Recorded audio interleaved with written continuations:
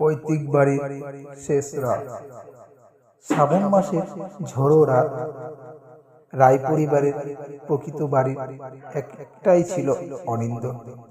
পুরনো এই জমিদার এখন প্রায় পরিত্যক্ত, তবে রায় পরিবারের নিয়ম ছিল পুজোর আগে এক রাত এখানে থাকতে হবে।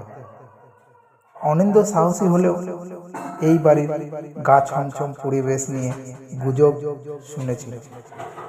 স্থানীয় লোকজন বলতো পূর্ণিমা রাতে এখানে কেউ থাকলে চন্দ্রভানু নামে এক জমিদার আত্মা দেখা মিলে।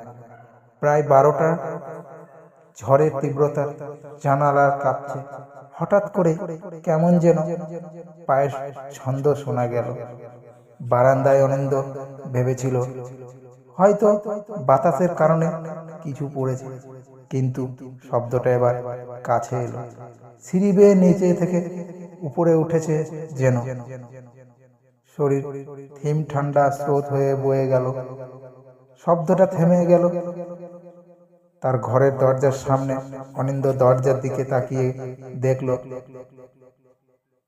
নড়াচড়া নেই, কিন্তু দরজার নিচ দিয়ে একটা ছায়া দেখা যাচ্ছে। জীবনে প্রথমবার সে ভয় পেয়ে গেল। দরজার দিকে এগিয়ে গিয়ে বলল, কে ওখানে? উত্তর এলো না। সে সাহস করে দরজার মুখ খুলে দিল, কিন্তু বাইরে কেউ নেই, কেবলমাত্র একটা পুরনো মলিন চাদর মেঝেতে পড়ে রয়েছে। আবার সেই শব্দ। এবার তার পেছন থেকে ঘুরে তাকাতেই দেখল জানালার বাইরে দাঁড়িয়ে এক লোক, চোখ অদ্ভুত লাল আভা। লোকটা বলল, আমার জায়গায় তুমি কেন? অনিন্দ আর কিছু বলতে পারল না। হঠাৎ করে জানালাটা সোজা বন্ধ হয়ে গেল আর লোকটা উধাও হয়ে গেল। পরদিন সকালে গ্রামবাসীরা এসে অনিন্দকে অজ্ঞান অবস্থায় মেঝেতে পড়ে থাকতে দেখে। জ্ঞান ফেরার পর অনিন্দ শুধু একটা কথাই বলল, ওখানে আর কখনো যেও না। সে ফিরে এসেছে। শেষ কথা। এর থেকে সেই বাড়ির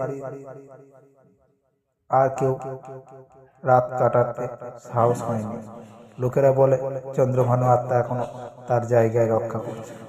এই গল্পটি সম্পূর্ণ কাল্পনিক, বাস্তবের সাথে কোনো মিল নেই।